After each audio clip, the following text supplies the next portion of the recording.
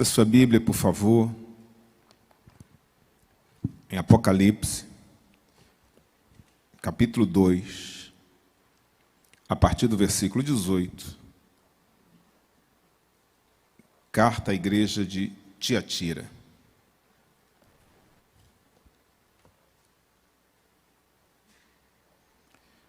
Apocalipse, capítulo 2, versículo 18, vamos ler até o versículo de número 29. Nós estamos falando sobre essas 7 cartas que estão no capítulo 2 e no capítulo 3 de Apocalipse. Agora chegamos à quarta igreja, a igreja de Tiatira. E ao anjo da igreja de Tiatira escreve: Isto diz o Filho de Deus, que tem seus olhos como chama de fogo e os pés semelhantes ao latão reluzente. Eu conheço as tuas obras, e o teu amor, e o teu serviço, e a tua fé, e a tua paciência, e que as tuas últimas obras são mais do que as primeiras. Mas algumas poucas coisas tenho contra ti, que deixas Jezabel, mulher que se diz profetiza, ensinar e enganar meus servos, para que forniquem e comam dos sacrifícios da idolatria. E dei-lhe tempo para que se arrependesse da sua fornicação, e não se arrependeu. Fornicação, quem não sabe, é pecado sexual. É isso que o texto está dizendo. Eis que a porei numa cama, e sobre os que adulteram com ela virá grande tribulação, se não se arrependerem das suas obras. E ferirei de morte a seus filhos, e todas as igrejas saberão que eu sou aquele que sonda os rins e os corações. E darei a cada um de vós segundo as vossas obras.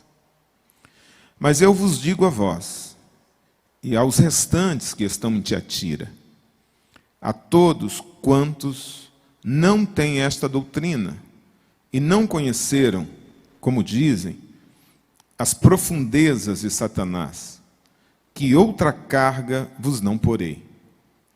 Mas o que tendes, retende-o até que eu venha. E ao que vencer e guardar até ao fim as minhas obras, eu lhe darei poder sobre as nações. E com a vara de ferro as regerá, e serão quebradas como vasos de oleiro, como também recebi de meu Pai. E dar-lhe-ei a estrela da manhã. Quem tem ouvidos, ouça o que o Espírito diz às igrejas. Amém? Feche seus olhos aí só por um instante. Senhor Deus, nós estamos aqui diante da Tua poderosa palavra.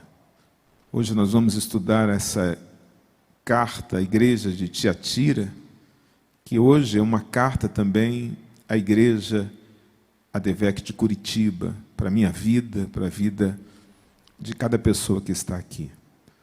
Usa a Tua palavra viva e poderosa para falar conosco. Usa a minha vida, que eu não seja um impedimento para aquilo que o Espírito quer falar conosco. Que eu seja um canal desobstruído, para que a Tua voz seja ouvida de forma poderosa e transformadora nessa noite. Esta é a nossa oração em nome de Jesus. Amém e amém. Você pode dizer amém? A cidade de Tiatira, se sabe pouco sobre ela. Aparece pela primeira vez em Atos, capítulo 16, versículo 14, falando de Lídia. Lídia foi a primeira nova convertida, a primeira mulher gentílica, né, que se converteu através do ministério de Paulo, quando ele pregava em Filipe. E Tiatira morava em Filipe, ela era uma comerciante de púrpura, de tecido. Aí, vendia roupa, vendia tecido.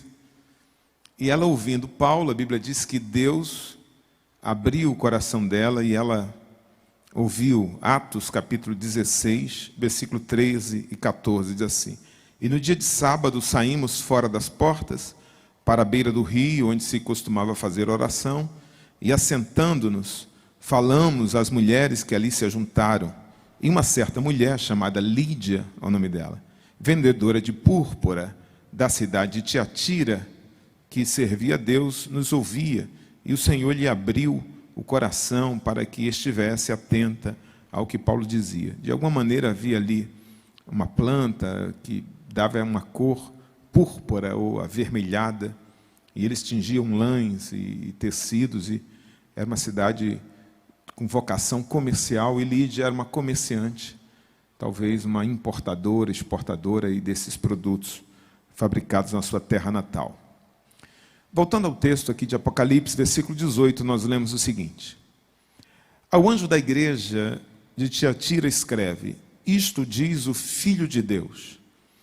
É a primeira vez, primeira e única, aliás, que Jesus recebe esse título aqui no livro de Apocalipse, em nenhum momento. Durante muitas vezes no Evangelho, Jesus se autodenomina Filho do Homem. Uma referência à sua humanidade.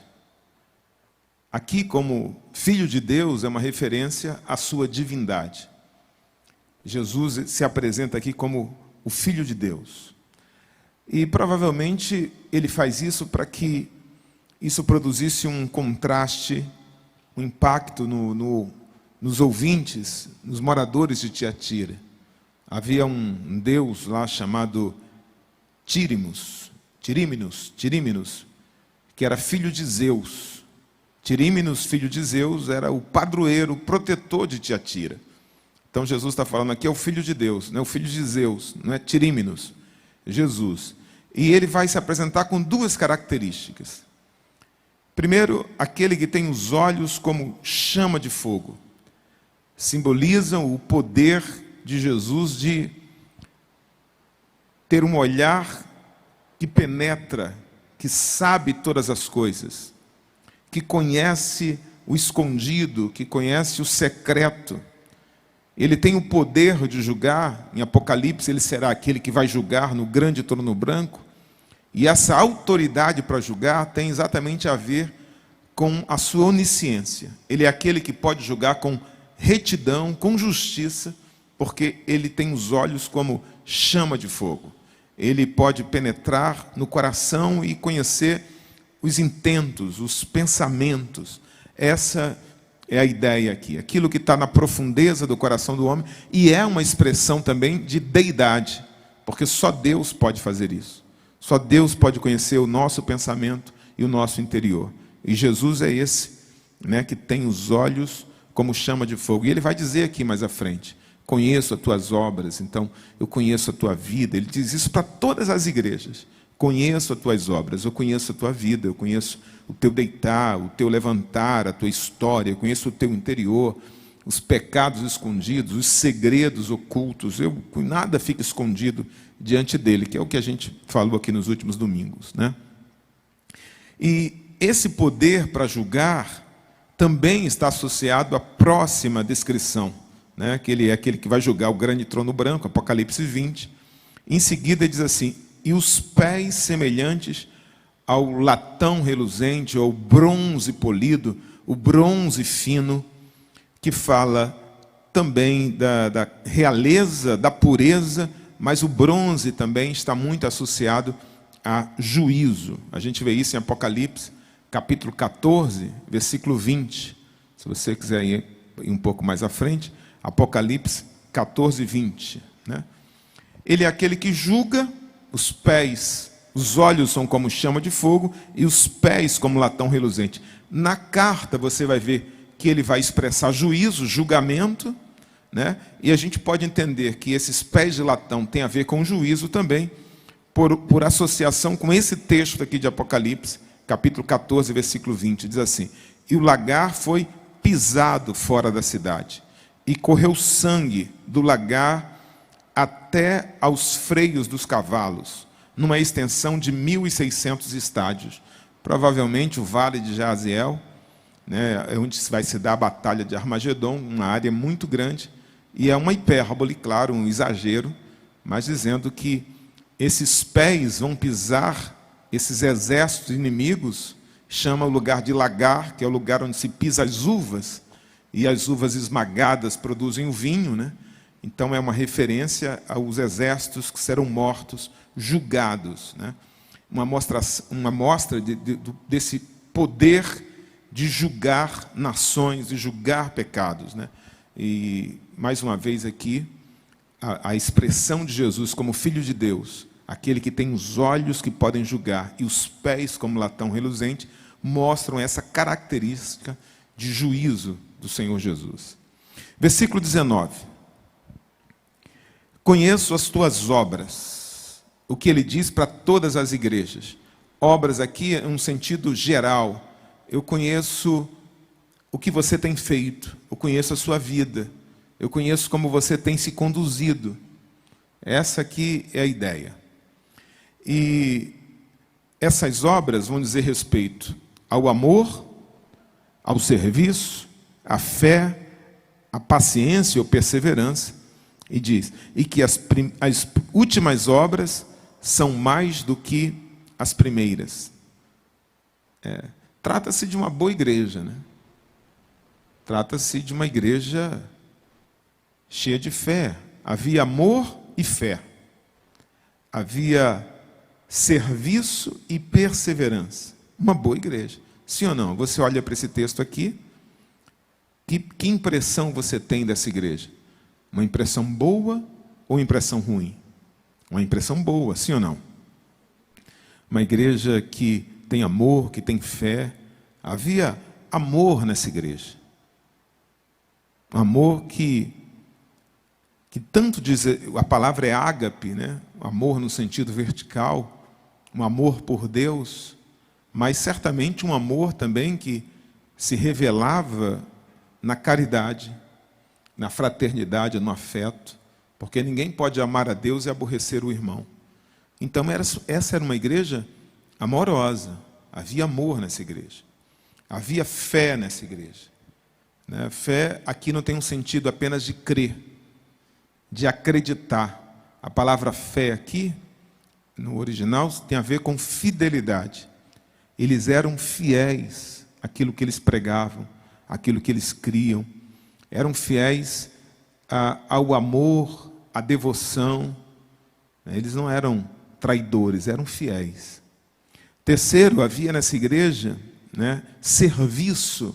A palavra aqui é diaconai, né, de onde vem a palavra diácono, que significa servo, servia. Um amor e a fé da igreja não era teóricos. Eles não eram teóricos. Eles eram práticos. Porque eles amavam, eles serviam. Porque eles tinham fé, eles praticavam o serviço, agiam de maneira que eles eram fiéis àquilo que eles criam.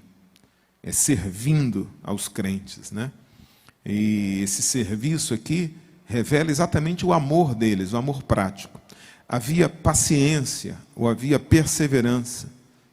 Certamente eles passaram por lutas, por provações, obstáculos, inimigos, mas diante das dificuldades, diante das provações, eles foram perseverantes, eles foram pacientes, eles não desanimaram, eles não recuaram, eles não desistiram, não esfriaram, né? E para finalizar, quinto lugar, eles tinham amor, eles tinham fé, eles tinham serviço, eles tinham perseverança, e ao longo da vida cristã dele, eles progrediram. Eles não estacionaram, eles não regrediram, né? Corinto começou no espírito e depois foi para a carne. Efésios começou amando, mas depois a fé foi esfriando. Eles não. Veja, uma igreja que, à medida que o tempo passava, eles amavam mais. À medida que o tempo passava, eles tinham mais fé, né? Como diz a palavra, de fé em fé, de glória em glória. À medida que o tempo passava, eles serviam com maior abundância. né, com mais intensidade. Veja, era uma igreja que eu, particularmente, eu penso assim, eu gostaria de fazer parte de uma igreja como essa. Eles progrediram em todos os quesitos, uma fé progressiva, uma fé expansiva. As tuas últimas obras são mais do que as primeiras. Quando você se converteu, você amava o Senhor, mas agora você ama mais. Quando você se converteu, você lia a palavra, você orava, agora você ora mais. Que coisa, imagina uma igreja que expressa progressão na sua vida cristã, né? Tiatira tornou-se mais ativa, mais abundante no serviço a Deus. E eu oro por isso. Eu acho que todo pastor olha para um texto como esse e fala: Deus, faz a minha igreja assim. Que no ano de 2020 a gente seja melhor que foi em 2020, 2019, né? Que o ano que vem a gente seja melhor ainda, não apenas em termos numéricos, né? Mas que a gente seja melhor no fervor, no amor, na fé, né? Você gostaria de fazer parte de uma igreja assim, irmão? Você gostaria? Amém? Então, começa por nós, né? Começa por mim, começa por você. Que a nossa vida seja assim, né? Que essas qualidades também sejam percebidas na nossa própria vida. Isso, claro, depende de cada um de nós. Quando Paulo escreve a carta de Corinto, ele diz: portanto, meus amados irmãos, sede firmes e constantes, sempre abundantes na obra do Senhor. Que seja assim a nossa vida, que a gente possa ser abundante, que a gente possa crescer. Amém? Crescer, porque essa é a lógica de tudo aquilo que Deus criou. O ser humano, quando ele cria isso aqui nunca vai crescer. O ser humano criou, vai ser sempre assim, desse tamanho. Mas quando Deus cria e nos compara a árvores, nos compara a igreja a um edifício, né? Compara a igreja a um corpo, veja, coisa que tem vida é aquilo que cresce. Então Deus espera de nós coisas melhores, coisas maiores. Nós não podemos permanecer no mesmo nível de fé, no mesmo patamar. Essa não é a vontade de Deus. Deus não quer que a gente estacione. Deus quer que a gente deixe os rudimentos da fé e que a gente progrida em direção ao conhecimento, que ele disse para Jeremias, né? Clama a mim, eu vou revelar a você coisas grandes e firmes. Deus quer que você cresça, Deus quer que você progrida. Se a carta findasse nesse ponto, estamos diante de uma igreja perfeita, né? Mas não é isso, né? Tiatira não era uma igreja perfeita, como não há igrejas locais perfeitas, né? Não é o caso. A carta prossegue. Versículo 20.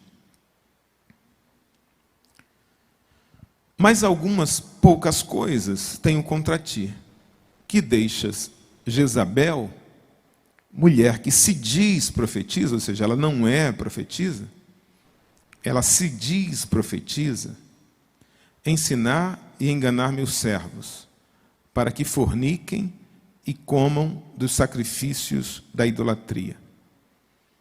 Uma outra versão vai dizer: tenho contra ti que toleras Jezabel. Havia uma tolerância em relação a uma mulher, provavelmente esse não era o nome real dela, mas ela é chamada de Jezabel, uma alusão a Jezabel do Antigo Testamento, a esposa de Acabe. Essa mulher em Tiatira se auto-intitulava profetisa, então era uma líder, ela falava à igreja, ela tinha seguidores, provavelmente tinha visões, ou dizia que tinha visões, provavelmente lidava com místico, com revelações, e usava isso para liderar, para cooptar seguidores, produzir admiração nas pessoas. Veja, ela fazia parte da igreja. E a liderança da igreja tolerava isso, e é isso que Jesus está chamando a atenção, porque esta mulher estava produzindo um mal muito grande na igreja, como Jezabel produziu um grande mal à nação de Israel, né?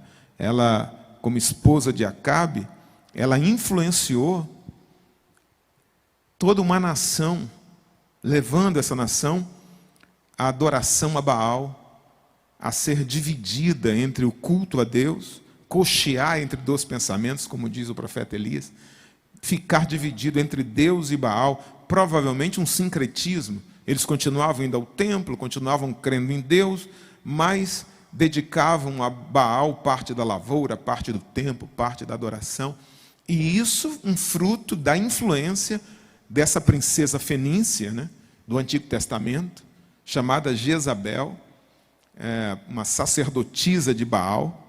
Ela foi mulher de um rei, Acabe, e Acabe ela parecia que era mais forte do que Acabe, uma líder mais forte que o próprio marido, que se mostra fraco em algum momento, e ela dá a solução, mas ela era uma idólatra, e essa influência transcendeu e muito a própria casa, o próprio marido, alcançou o reino.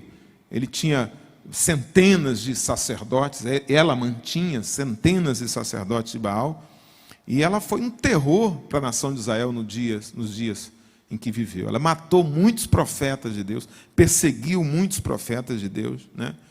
E por meio dessa liderança, ela fez com que a nação fosse contaminada pela idolatria e pela imoralidade sexual, que fazia parte do culto a Baal, né?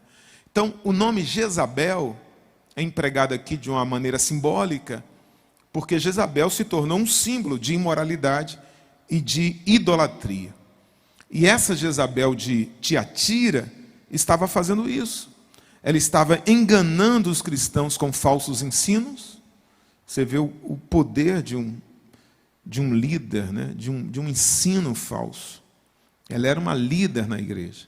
Esse aqui é o grande desafio da igreja, não sei se você sabe.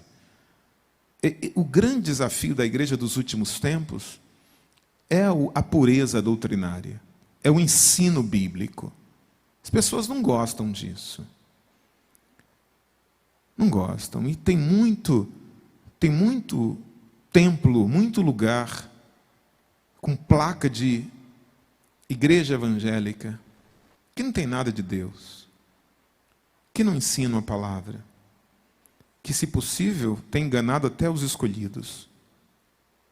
Cuidado, cuidado com quem você ouve. E hoje em dia, esse é um desafio para a gente, porque eu tenho certeza que boa parte da igreja aqui hoje, agora, nesse momento, não está aqui, mas está assistindo um culto pela internet. Um pastor, e não é culto da igreja dele, é um pastor de algum lugar. Há algum problema nisso, pastor? Depende. Se você não tem maturidade para isso, pode ser que você entre em confusão. Pode ser que você esteja escutando uma pessoa com uma boa oratória, com cara de pastor, com jeito de pastor, mas que um dia Jesus vai falar para ele assim: eu não te conheço, eu não sei quem você é. Jezabel estava na igreja, essa mulher aqui, ela era uma líder na igreja. Mas veja, ela ensinava as pessoas a respeito das profundezas de Satanás. Ela provavelmente, ela não ensinava a abnegação, a negação da vontade, né?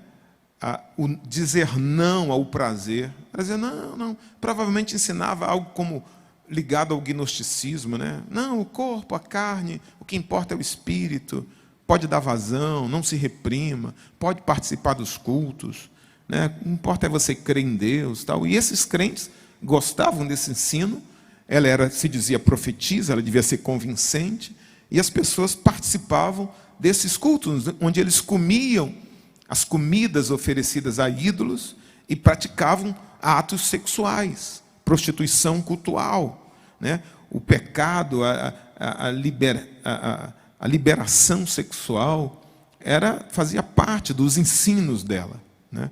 E prostituição, às vezes, nem sempre é física. Há o que a Bíblia fala de prostituição espiritual, né? Deixar Deus e ir após outro Deus.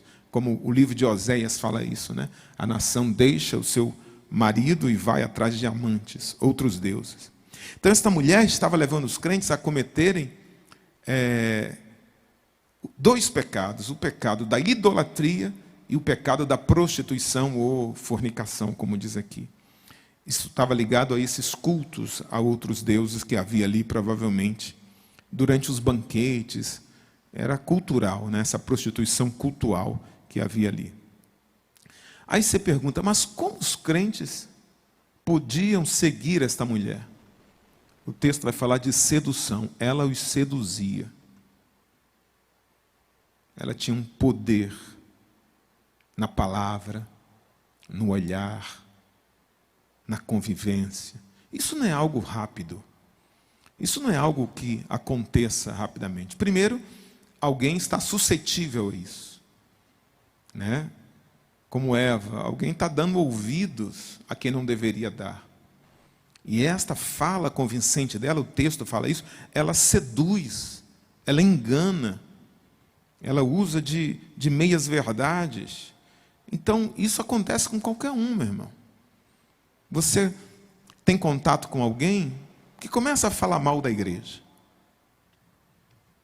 que começa a falar mal da liderança, que começa a tecer críticas ao pastor, quer seja a mim, quer seja o pastor Silas, quer seja outro pastor, e você a princípio, você não acredita naquilo, mas se você não vigiar, e esta pessoa tiver uma liderança, porque todo mundo tem um nível de liderança, essa pessoa pode sim seduzir você a um pensamento crítico. E isso pode enfraquecer a sua fé. Escute, ninguém está imune a esse convencimento. Ninguém está imune a esse veneno. Pessoas diabólicas seduzem. Pessoas diabólicas enganam. Mas veja, a acusação de Jesus, aqui, até esse versículo, ainda não diz respeito a Jezabel. A acusação de Jesus aqui é para quem? É para os fiéis. Diga aí, dentro da máscara mesmo, diga aí. Jesus está chamando a atenção dos fiéis, diga isso. Aqui ele está falando dos erros de Jezabel, mas ele não está ainda acusando Jezabel, porque isso virá no versículo seguinte. A acusação aqui é para a igreja. Por quê, pastor? Porque eles estavam vendo isso e estavam aceitando passivamente. Tenho contra ti que toleras Jezabel. Olha que coisa. A acusação é porque esta mulher está conduzindo crentes para longe do altar. Ela está afastando pessoas dos propósitos de Deus. Ela está transigindo, ela está negociando verdades espirituais, aproximando estas pessoas do mundo do diabo. E a liderança discerne isso, mas tolera. Faltou firmeza. É isso que Jesus está chamando a atenção dessa igreja. Vocês têm amor, vocês têm fé, vocês servem, vocês perseveram diante da dificuldade, mas vocês estão vendo uma mulher dentro da igreja levar pessoas para o pecado, pregar engano, e vocês têm permitido isso. Por isso que a disciplina é algo muito sério na igreja, sensível, importante e necessário. E isso me faz lembrar do que aconteceu nos dias de Jezabel do Antigo Testamento. Porque aconteceu algo parecido. Abra sua Bíblia, por favor. Primeiro livro dos Reis. Vai lá para o Antigo Testamento. Vamos passear na Bíblia. Primeiro livro dos Reis, capítulo 18, versículo 21. Veja, Jezabel está matando os profetas. Jezabel está erguendo altares a Baal em todo Israel. Tá ok? Instituindo outro culto, idolatria, prostituição. Isso aqui, do Novo Testamento, é uma referência ao que aconteceu lá nos dias da Jezabel original. E veja, o profeta Elias chega diante do povo. Primeiro livro dos Reis, capítulo 18, versículo 21. Veja aí, você achou? Olha o que diz. Então Elias se chegou a todo o povo, a todo Israel, e disse: até quando cocheareis entre dois pensamentos?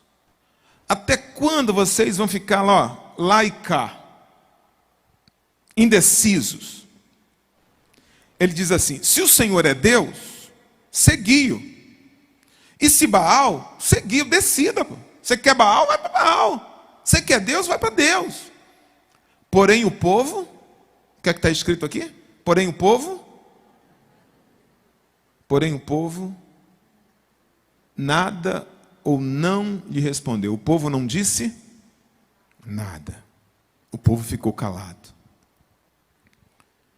Sabe o que é pior do que o pecado de Jezabel? Pior do que o pecado de Jezabel é a nossa apatia diante do pecado. É isso que Jesus está chamando aqui a atenção. Pior do que o pecado de Jezabel é o silêncio da igreja. É quando você vê o erro e você dá de ombros. É quando você vê o pecado, mas aquilo não te agride como crente, ou você diz assim, não é comigo, isso não me diz respeito. Isso nos coloca na mesma condição dos crentes de Tiatira, porque era isso que estava acontecendo. Eu quero saber da minha vida. Eu não vou lá, eu não estou indo lá nos templos, eu não estou comendo lá dos manjares, eu não estou indo para esses cultos de prostituição, eu quero saber da minha vida, é ela que cuida da vida dela. Não, eles estão ali vendo isso, e eles estão apáticos, em silêncio, sem responder. Então Deus está chamando a atenção deles. Eu tenho contra vocês, porque vocês toleram isso. Escute o que eu vou falar aqui para você. Muito pior do que a maldade dos maus, muito mais destrutivo, muito mais grave, muito mais pior não, muito mais grave do que a maldade dos maus, muito mais destrutivo do que a fofoca dos fofoqueiros, muito mais perniciosa do que a mentira dos mentirosos, é a omissão dos bons. É quando aqueles que são da verdade não combatem a mentira. É quando aqueles que são crentes aceitam passivamente a fofoca e dizem isso é natural. A maior ameaça à Igreja de Cristo não é o crescimento de seitas. A maior ameaça à Igreja de Cristo não são as mentiras espalhadas por Satanás. A maior ameaça à Igreja de Cristo não é o pecado que campeia no mundo. Não. Na maior ameaça à Igreja de Cristo não é o crescimento demográfico, o crescimento de qualquer religião. A maior ameaça à igreja é quando eu me calo, é quando você se cala. Isso aqui é o que Jesus está falando. Eu tenho contra vocês, vocês são uma excelente igreja, mas eu tenho contra vocês que vocês aceitam Jezabel, vocês toleram, vocês não se levantam contra, vocês não falam nada. Como igreja, irmãos, não basta a gente amar o que Deus ama. Como igreja é importante a gente se indignar com aquilo que indigna Deus, com aquilo que fere Deus. E é isso que Deus está clamando a essa igreja. Versículo 21. Dei-lhe tempo para que se arrependesse de sua prostituição e não se arrependeu. Que coisa impressionante. Olha, Deus está dizendo assim, eu estou dando tempo para que ela se arrependa, apesar de todo o mal que ela está promovendo, apesar de crentes que estão morrendo na fé, apesar da divisão que isso tem produzido na igreja, e eu tenho visto, mas eu estou dando um tempo. Deus fez duas coisas. Primeiro, se Deus está dando um tempo para ela, Deus certamente avisou a ela do seu pecado. Ou através de um profeta verdadeiro, ou através de sonho, Deus fala, irmão. Quando Deus quer falar com a gente, Ele fala, e falou com ela. O que você está fazendo é errado. E esperou dela um arrependimento. Deus falou e Deus aguardou dela uma atitude de mudança. Mas veja, ela não se mostra desejosa a mudar, ela não mostra nenhuma tendência à mudança. Embora Deus se mostre tardio em irar-se e rico em misericórdia. É aqui que Deus mostra isso. Mas ela não mostra qualquer lampejo de arrependimento, né? E não pense que isso é algo estranho à igreja de hoje. Não. Ela como um líder da igreja, atuante na igreja, promovendo algo que não vinha da parte de Deus, usando de mentira, usando de artifício. Deus fala com ela, Deus espera uma mudança. Ela líder, mas não havia temor. Não havia temor, não havia nela a sinceridade de buscar a Deus, de mudar de vida. Aquilo devia estar trazendo para ela algum tipo de benefício. Então, muita gente colhe desgraças na vida e sabe disso aqui, porque abusou da graça de Deus, porque tripudiou da misericórdia divina, porque brincou de ser crente. É isso aqui. Cada um, Deus fala, vai receber segundo as suas obras. Mas também tem muita gente que colhe coisas boas de Deus, não tem a ver com qualidade, não tem a ver com decisões acertadas, tem a ver simplesmente porque Deus viu um ato de fidelidade. Deus viu um dia que essa pessoa disse assim, não ao pecado, e ela resistiu. E por causa de um ato de fidelidade, Deus abençoa aquela pessoa, Deus abençoa o seu filho, Deus abençoa a sua filha. Irmãos, não há injustiça no reino de Deus. Porque aquilo que você não vê, há um Deus que tem olhos como chama de fogo, e Ele vê todas as coisas. Todo ato de justiça seu, tudo aquilo que você disser não para o pecado, todo o sofrimento que você passar em nome da cruz, escute, há uma recompensa para você.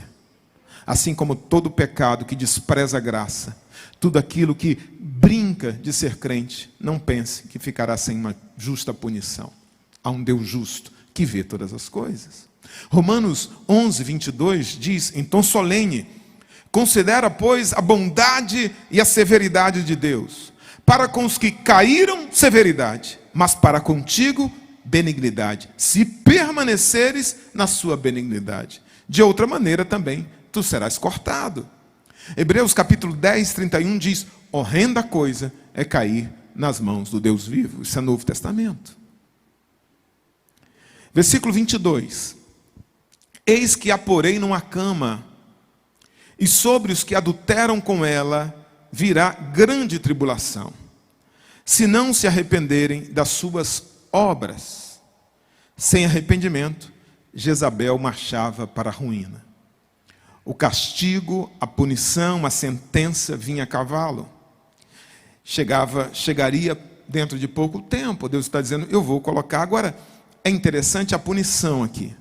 Eu quero um dia pregar só sobre esse tema, porque eu acho isso aqui, da parte de Deus, eu vejo uma certa dose de humor aqui. Ou uma lei da semeadura de uma maneira muito específica. Quando a gente fala, como é que você vai prosperar? Quando você der oferta, né? Quando você for fiel nas ofertas.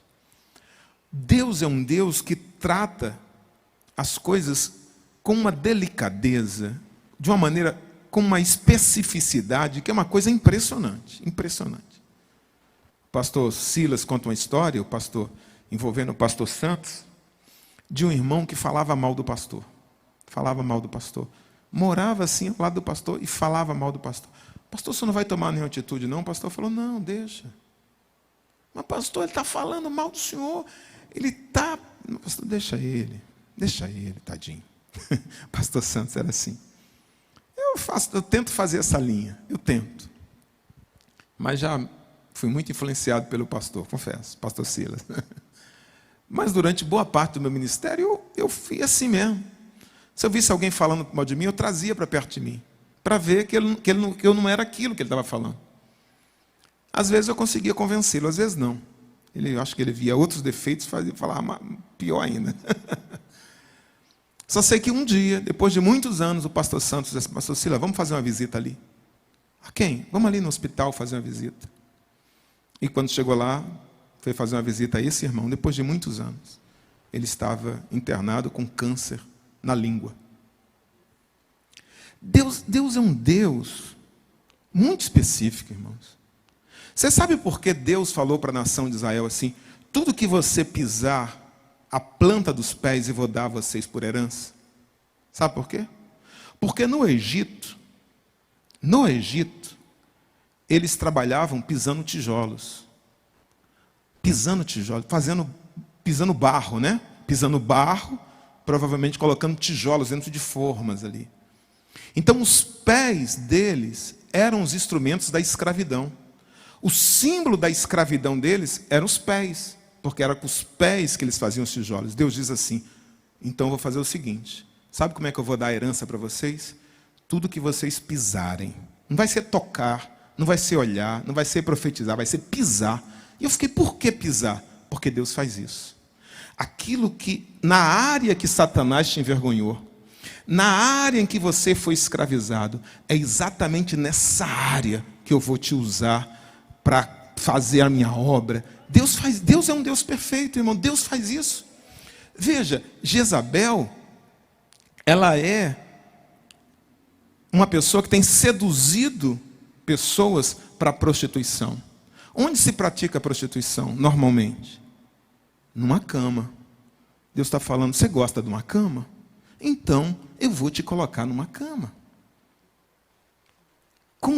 Não é irônico, irmão? Só que a cama que eu vou te colocar não é a cama de prazer, vai ser a cama de dor. Né? Como é prazeroso você ir para a cama quando você está com vontade, né, irmão? Mas coisa terrível é quando você quer se levantar da cama e você não pode. Então Deus diz, eu vou te colocar numa cama. Poderia usar outra expressão, mas usa essa expressão exatamente porque sabe para quem está falando. O pecado dela era na cama, então eu vou te levar para a cama. Nesse caso, né, nós precisamos, se isso acontecer, clamar por Jesus, porque Jesus é aquele que levanta as pessoas da cama. Né? Ele levantou a sogra de Pedro, que estava acamada, a filha de Jairo, que estava numa cama, o paralítico, né, que foi descido numa cama pelo telhado, ele levantou, e aquele cara de Betesda, do tanque de Betesda, estava 38 anos numa cama, Jesus levantou.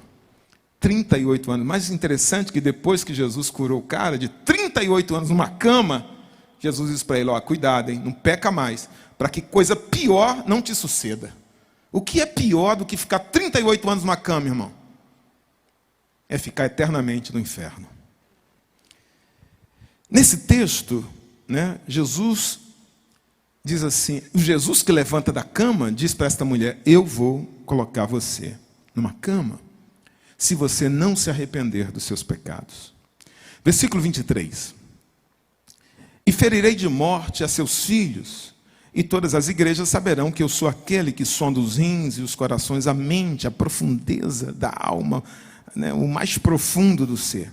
E darei a cada um de vós segundo as vossas obras. Agora, o juízo de Jesus se volta para os seguidores de Jezabel. Filhos aqui, não são filhos no sentido físico, filhos são seguidores do sistema religioso, da doutrina, do ensino, de engano que ela tem produzido, aqueles ensinamentos. Então, se alguém segue os ensinamentos de alguém, se alguém segue o exemplo de alguém, esta pessoa se torna filho desse líder, desse mestre, né? Por isso Jesus disse para os fariseus, vocês são filhos do diabo, porque o diabo é pai da mentira. Como vocês mentem, vocês são filhos do diabo. Por esse mesmo princípio ele diz, filho de Abraão é aquele que tem a fé de Abraão, que age como Abraão. Então esse é filho de Abraão, não aquele que é simplesmente descendente, né? Então eles são filhos de Jezabel, porque eles creem no que Jezabel ensina. Eles andam após a prática de Jezabel, né? Nós como filhos de Deus, nós como co-herdeiros de Cristo, nós temos a responsabilidade de imitar nosso Pai, de sermos santos, puros, verdadeiros, como Deus, né? E como nosso irmão mais velho também. Continuando, ele diz assim, e todas as igrejas saberão que eu sou aquele que sonda os rins e o coração. Alguns morreriam, e o propósito é claro, para que todos saibam. Isto será um exemplo, será um alerta.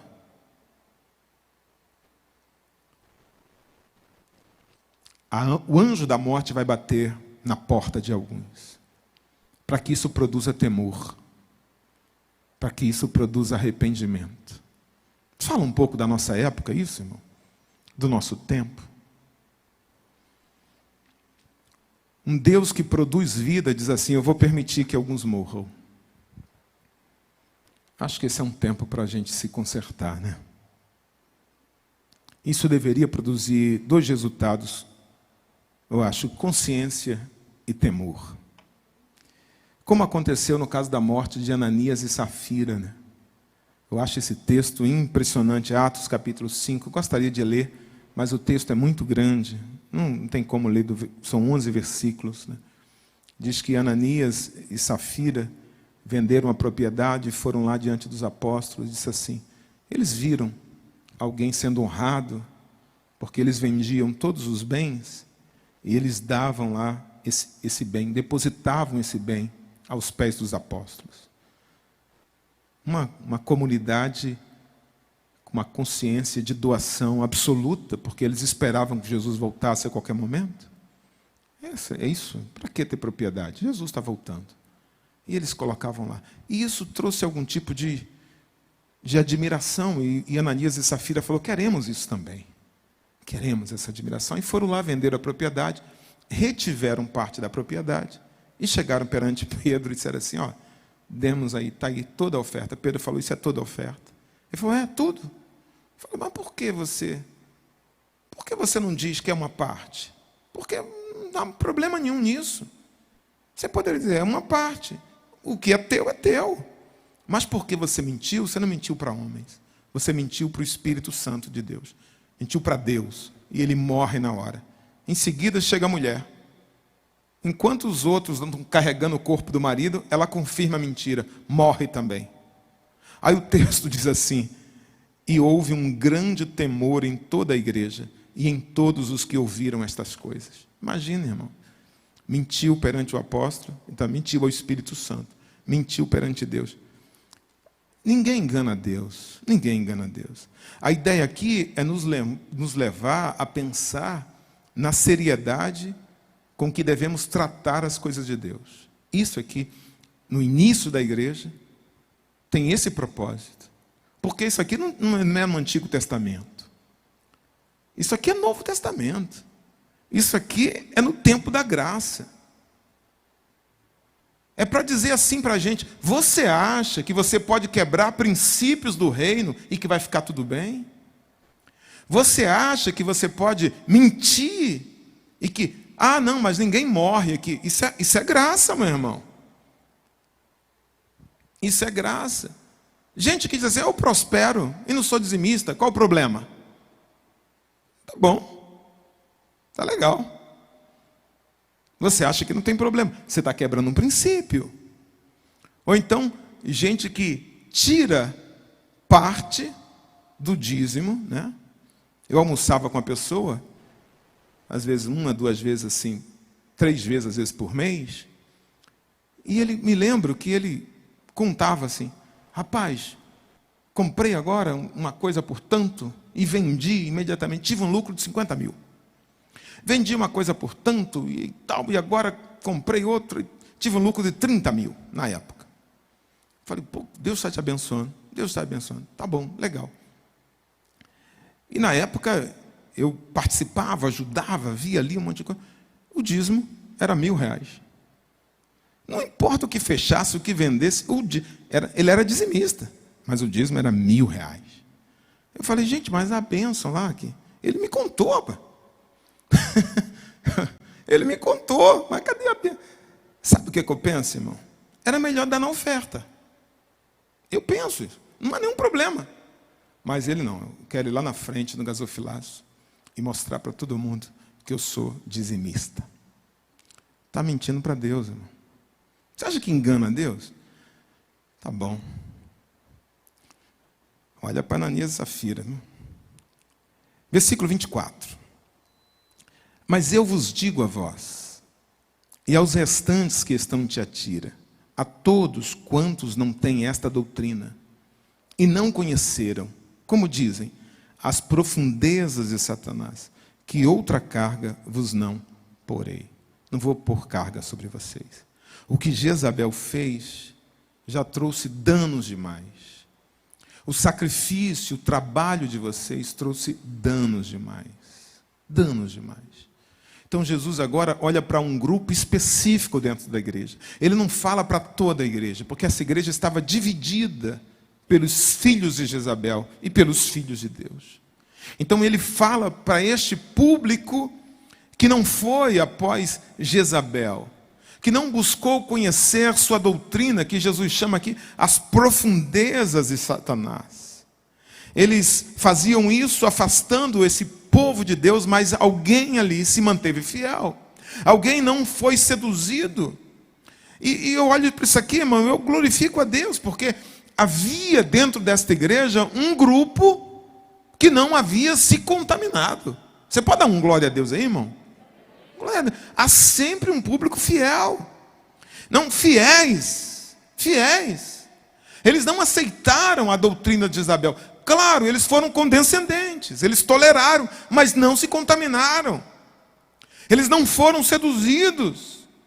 Eles não cederam aos manjares sexuais. E isto é forte aqui, ó. Eles não participaram do conhecimento das profundezas de Satanás. Eu não tenho ideia do que é isso, irmão. Quero nem saber. Tem gente que fica saber o que Satanás pensa. Eu não tenho negócio com ele, não quero saber. Mas há quem busque, sim. Há quem busque. Pastor, um rapaz se desviou na igreja por causa disso. Ele pegou um livro lá de magia. E disse, pastor, com um pensamento, eu comecei a mover o vento. Eu falei, mas você não sente espírito? Às vezes eu sinto um arrepio, assim, eu não entendo, mas gosta. Estava gostando daquilo. O mundo espiritual é uma realidade. E quando a pessoa gosta, não tem pastor no mundo que possa repreender esse demônio, porque ela gosta, ela permite. Esses crentes estavam dispostos. Percebeu que essas seitas são muitas vezes envolvidas em como é que eu diria? Em segredos, né? Em ritos secretos, porque isso instiga a curiosidade. O ser humano gosta, a pessoa gosta, então ele embrulha em mistério. E essa pessoa, olha só, isso aqui é um segredo e tal. E estas pessoas estavam indo, mas há pessoas que querem nada saber disso. Eu quero saber das profundezas de Deus. Amém? Como Paulo diz lá em Romanos capítulo 11, ó profundidade das riquezas, são essas profundidades que nós queremos, amém? Tanto de sabedoria como de ciência de Deus. Se esse é o seu desejo, diga amém. Versículo 25, ele diz, mas o que tendes, retende-o até que eu venha. Ou seja, mantenha a posição. Que está em conformidade com o que ele disse. Eu não vou exigir mais nada de você. Eu não vou pedir. Eles eram fiéis, eles trabalhavam. Só mantenha. Não retroceda. Não abra mão. Não negocie a sua fé, a sua fidelidade, o seu amor, o seu ministério, o seu serviço. Mantenha, fique firme até que eu venha. Que Paulo diz, guarda a fé, meu irmão, mantenha-se trabalhando, ame ao Senhor cada vez mais, né? Sirva os seus irmãos na fé, guarde isso, até que Jesus volte. Muitos têm agido como Demas. Eu olho para Demas, o discípulo que ajudava Paulo, né? Quando ele escreve a segunda carta a Timóteo, ele diz, Demas me abandonou, amando o mundo, amando o presente século. Tem muito crente que infelizmente não tem guardado a fé, tem amado o presente século, né? Amado aqui este mundo, esfriado o seu coração. Versículo 26. E ao que vencer e guardar até o fim as minhas obras, eu lhe darei poder sobre as nações. Poder sobre as nações. Não é guardar até o meio, guardar até o fim. Não é até amanhã, não é depois da pandemia, não é até o fim de semana. É até o fim da nossa existência terrena, ou até a volta de Jesus. Versículo 27. E com vara de ferro as regerá, e serão quebradas como vasos de oleiro, como também recebi de meu Pai. Jesus está dizendo que a igreja vai receber autoridade sobre as nações. É uma coisa muito interessante. Ele vai dividir a sua autoridade. Como eu recebi a autoridade do meu Pai, eu darei autoridade. Eles vão reger com vara de ferro. E poderá quebrar, como uma vara de ferro pode quebrar um vaso de barro. Ou seja, não vai haver resistência possível contra o poder que a igreja vai receber. Cadê o rapaz do teclado? Me ajuda aqui, meu filho, por favor. os cristãos perseguidos, os cristãos pobres, uma igreja formada por anônimos, sociais, né, da mídia, um povo simples, na sua grande maioria. Esse povo que muita gente despreza, que muita gente desconsidera, que muitas vezes se torna vítima da maldade de pessoas que acham que são autoridades, né? Feche igreja. Abre igreja. Não. Pode culto drive só. Não pode não. Eles não sabem com quem estão tratando. Eles estão tratando com um povo que um dia não vai governar a cidade, não vai governar um bairro, não vai governar uma repartição. Vão governar nações com vara de ferro. Esses mesmos cristãos em breve vão governar nações, dominarão nações. Então não se diminua, meu irmão, não se diminua, não se apequene. Mesmo que as suas condições nessa vida sejam as mais humildes, um dia nós teremos o privilégio de sentar no trono como ele sentou e governaremos num reino que não terá fim. Aleluia!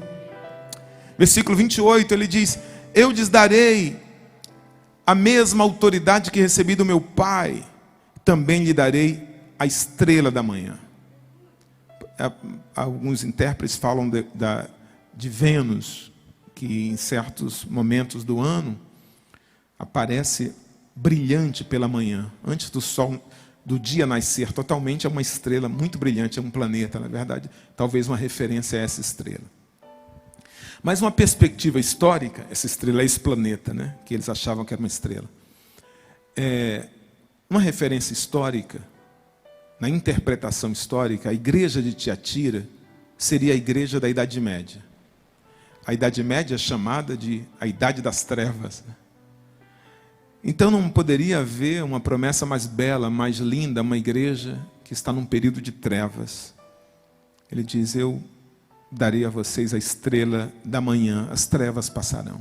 Virá amanhã, virá alegria. Então não importa quão densas sejam as trevas, quão negra seja a noite, a estrela da manhã será a companhia da igreja.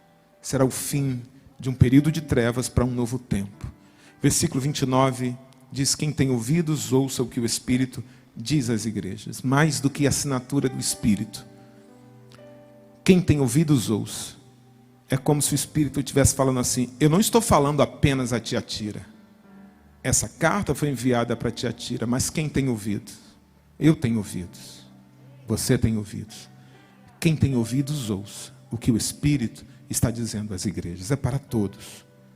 Concluindo, pelo menos 2 pontos merecem destaque aqui. E eu vou falar desses 2 pontos e a gente encerra. Eu já libero vocês. Primeiro, Jesus vê tudo.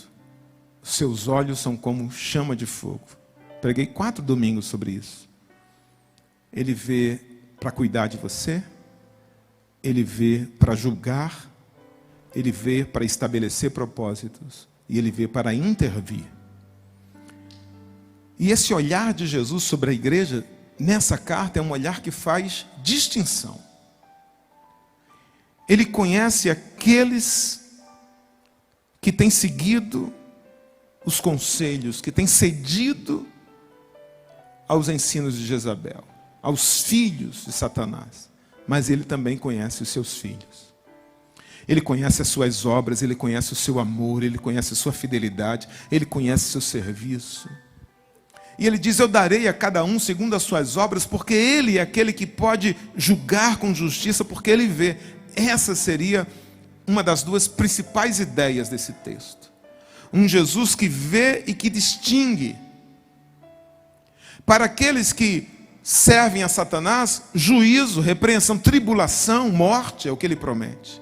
Mas para os discípulos fiéis, que obedecem a sua palavra, que guardam os seus mandamentos, autoridade sobre as nações. Para cada um, a recompensa, segundo a sua obra. O juízo, o castigo, a tribulação, a perturbação, a morte. E para você que se manteve fiel, autoridade. A minha companhia, estrela da manhã, é a presença dele.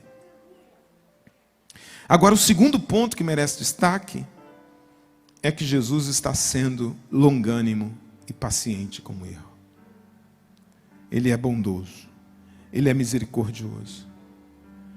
Não significa, irmãos, quando a gente, no nosso tempo, a gente percebe um erro de alguém, ou nós mesmos cometemos um erro. Não pense que Deus não se importa com isso. Não pense que o fato disso não ter afetado a sua vida nesse momento, não pense que isso significa que Jesus está provando que isso pouco importa. Ele está dando tempo, como ele deu para Jezabel. Ele é longânimo, ele é tardio em irar-se. Agora, a Bíblia diz, Romanos 2,4, que a gente não pode desprezar a longanimidade, a benignidade, a paciência de Deus. Porque o que esse texto me diz é que, quando ele diz, eu estou dando um tempo, ele está dizendo, a porta da graça está aberta. A porta para o arrependimento, eu a mantive aberta. Porque ele não diz assim, eu vou fazer isso e estou fazendo isso. Não, eu vou fazer se não se arrependerem. Eu vou fazer isso se não houver arrependimento. Veja, a palavra é duríssima.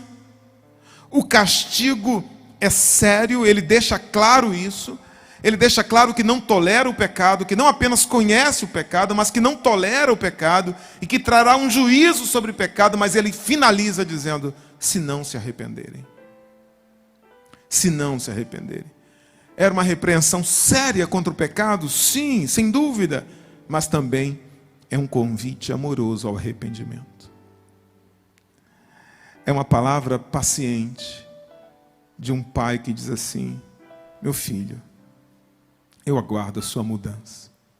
Eu aguardo o seu arrependimento. Ele está dizendo que ainda é possível se arrepender. Fique de pé, por favor. O amor de Jesus sempre é maior que os nossos pecados. Sempre. Um dia eu respondi uma carta de um rapaz. Eu não sei de onde ele era, do Brasil. Mas ele disse assim, pastor, eu fui num estudo bíblico. Eu não vou abordar esse tema, que é um tema muito complexo. Mas eu senti de falar aqui, porque pode ser que você também tenha sido afetado por isso.